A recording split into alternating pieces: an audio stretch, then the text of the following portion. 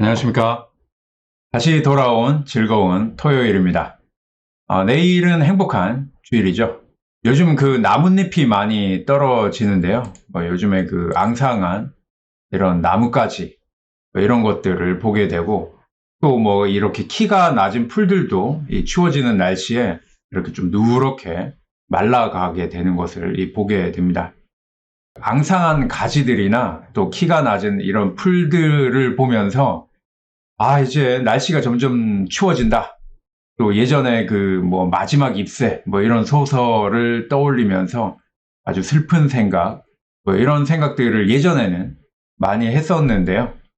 요즘에는 그 나뭇잎이 떨어지고 또 풀들이 이렇게 시들어가는 것을 보면은 내년 봄을 벌써 준비하고 있구나. 이런 생각이 들기도 합니다. 그러니까 마지막이 아니라 새로운 시작을 준비하고 있는 거죠. 네, 새로운 시작이라고 하는 의미에서 보면은 그 앙상한 가지에서 그리고 또 이 시들어 버린 그 풀들을 통해서 이 희망을 보게 되는데요. 이렇게 주변에서 요즘에 이렇게 희망들을 발견하면서 우리도 더욱 용기와 힘을 냈으면 좋겠습니다. 성경에서 이렇게 새로운 시작이나 어떤 그 희망을 말씀하는 구절이 어딜까? 이렇게 좀 생각을 해봤는데요. 가장 큰 희망을 주는 구절이 아마도 이 창세기 1장 1절이 아닐까 이런 생각을 해봤습니다. 창세기 1장 1절에 보면은 태초에 하나님이 천지를 창조하셨다라고 하는 것으로 우리 성경이 시작이 되고 있는데요. 이 창세기 1장 1절의 말씀을 보면은 이 태초에 하나님이 천지를 창조하시니라 라고 말씀을 합니다. 성경은 그 시작을 태초라고 말씀하고 있는데요. 저는 어렸을 때부터 교회를 다녔고 또 이 말씀을 계속해서 들어왔기 때문에 이 말씀에 대해서 다른 생각을 가지고 있지가 않았습니다. 그런데 이 어느 권사님의 아주 어린 손자가 제가 그 창세기 1장 1절 이렇게 세상이 창조되는 그 설교의 내용을 듣고 이런 질문을 하더라고요. 하나님은 태초 이전에 그럼 뭘 하셨어요? 이 질문을 듣고 그 자리에서는 제가 이 답을 못했었는데 나중에 이렇게 곰곰이 생각을 해보니까 어린 꼬마가 왜 이런 질문을 했을까 그런 생각을 해보게 됐습니다. 그 창세기 1장 1절의 말씀을 다시 이렇게 보면서 생각을 해봤는데 여기에서 그 1장 1절에 나오는 그 구절에서 이 태초라고 하는 단어가 나오기 때문에 이런 질문이 나오게 되지 않았나 그런 생각을 해보게 되었습니다. 그래서 이 태초라고 하는 단어를 이 사전에서 찾아보면은 이런 의미를 가지고 있습니다. 천지가 개벽한 처음, 우주의 시초 이런 설명을 하고 있습니다. 이것도 문제가 아닌가 그런 생각이 들었는데요. 왜냐하면 태초, 처음, 시초 이런 단어들은 모두 다 이 시작을 뜻하는 단어이기 때문에 그렇습니다. 이 시작이라고 하는 단어는 한계가 있는 단어입니다. 그것은 바로 이 시작이라는 단어에는 시간 개념이 있습니다. 이 시간 개념이라고 하는 것을 잠깐 설명을 드리면 이런 것입니다. 이 영원이라고 하는 이 선이 길게 있다고 한번 생각해 보시기 바랍니다. 그런데 이 시작이라고 하는 것은 시간 개념이 있다라고 말씀을 드렸는데 그러면은 시작이라고 하면은 이 시작이라는 점이 찍히게 되죠. 그 영원이라는 선 중에 어느 지점에 점이 찍히게 되고 이 시작이 있으면 끝이라고 하는 또 점이 생길 수밖에 없습니다. 자, 그러면은 여기에서는 이 시작이라고 하는 점이 생겼고 그리고 이 끝이라고 하는 점이 생길 수밖에 없죠.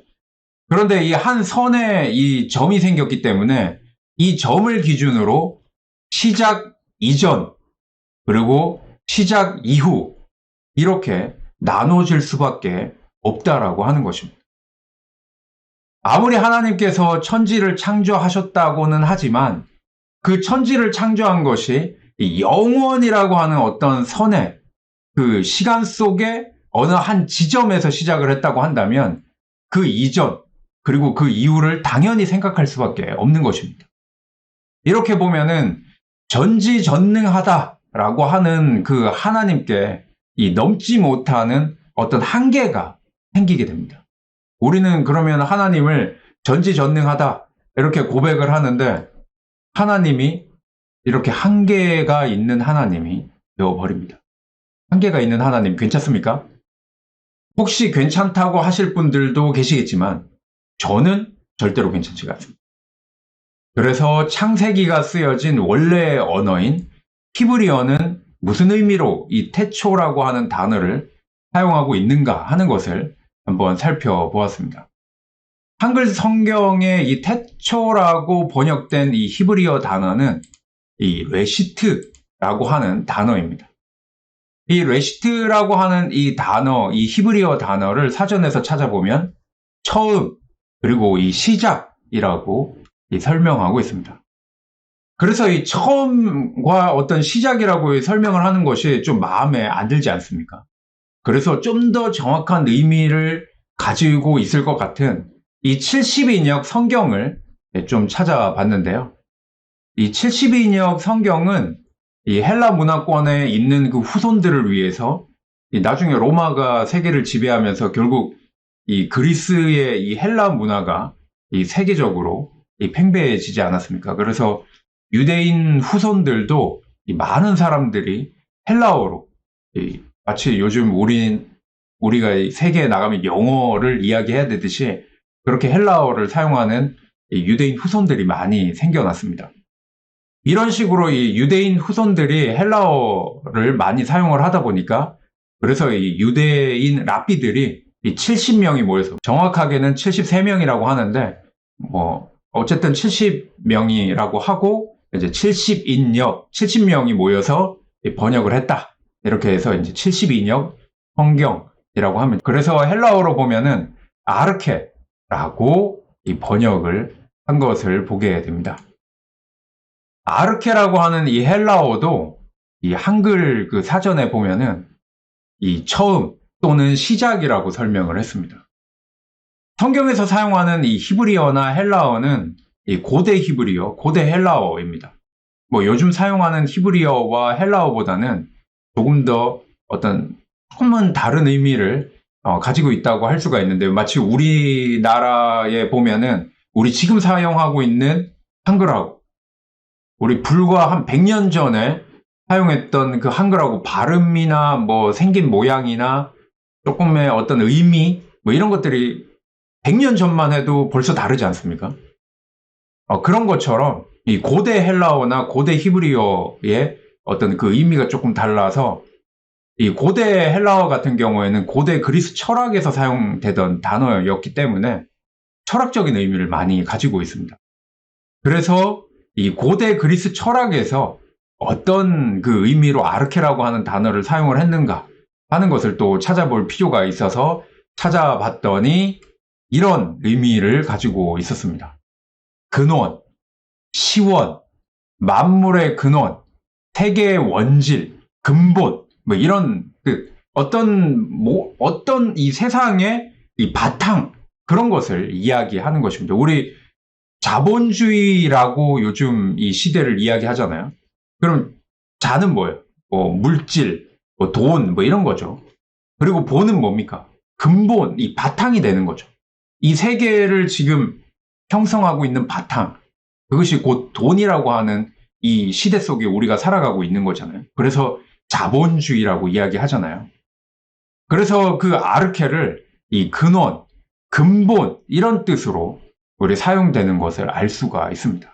그렇다고 한다면 그리스 철학에서도 아르케라고 하는 단어를 단순히 뭐 시작이나 아니면 처음이라고 하는 그 의미보다는 근본이나 근원이라는 의미로 사용을 했는데 어떤 이 존재의 어떤 바탕, 이 세계의 바탕이라는 의미로 사용을 했는데 고대 그리스 철학보다 더 세월을 올라가서 이스라엘 민족의 신앙 정신을 이어가기 위해서 기록된 이 성경에서 단순히 시작이나 처음이라는 의미를 사용했을 리가 있을까? 이런 생각을 해보게 됩니다. 그럴 리가 없다라고 하는 거죠. 그리고 이 레시트라고 하는 단어는 이 전지전능하다라고 고백이 되는 하나님께서 세상을 창조하신 것을 말씀하기 위한 단어인데, 그것도 성경의 맨 처음에 나오는 단어인데, 그렇다면 이 레시트도 한글 번역이 단순히 시작이나 처음으로 번역을 했을 뿐이지, 이 근본이나 근원, 어떤 존재의 바탕, 세계의 바탕을 의미로 사용이 되었을 것이다 라고 볼 수가 있습니다. 그렇기 때문에 이 유대인 랍비들이 이런 의미를 가지고 이 레시트라고 하는 히브리어를 아르케라고 하는 헬라어로 이 번역을 했다, 이렇게 볼 수가 있습니다. 그렇다고 한다면 이 근본, 근원이라고 번역을 하게 되면 이야기는 전혀 달라지죠. 이해가 전혀 달라지게 되는 것입니다. 영원이라는 시간 개념 속에서 어느 한 점에서 시작되고, 시작의 전, 시작의 후가 나눠지지 않는 거죠. 시간 개념이 없어지게 되는 거죠. 근본이나 근원이라는 단어는 시간 개념이 없는 단어입니다. 절대 개념의 단어이죠. 영원의 시작점을 뜻하는 단어라고 하는 것입니다.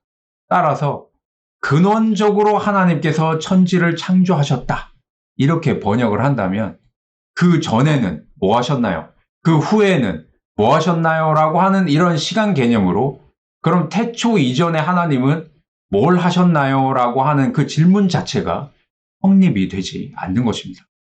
그러니까 번역이 이렇게 중요하죠. 특히나 이 경전의 번역이라고 하는 것은 더더욱 중요합니다. 근원, 근본으로 우리가 생각을 한다면 하나님은 우리가 생각하는 것보다 더욱더 전지전능하신 분이다 라고 고백할 수가 있습니다. 태초라는 지금의 나와는 아무런 상관이 없는 그 태초라고 하는 그 먼 시간에 하나님께서 세상을 창조하셨다 라고 한다면, 사실 세상을 창조하셨다 라고 하는 것과 그 사건과 지금 이 현실을 어렵게 살아가고 있는 나하고는 별로 상관이 없어요. 그런데 이 태초라고 번역을 하지 않고 이 하나님께서 이 세상의 근원, 근본, 더 나아가서 나의 근원, 나의 근본, 내가 존재하고 있는 그 바탕이 되시는 존재라고 한다면 전혀 상관이 없는 게 아니라 너무나도 밀접한 상관이 있게 되는 것이죠. 그래서 하나님께서 나를 창조하셨다, 이렇게 고백을 할 수가 있는 것입니다.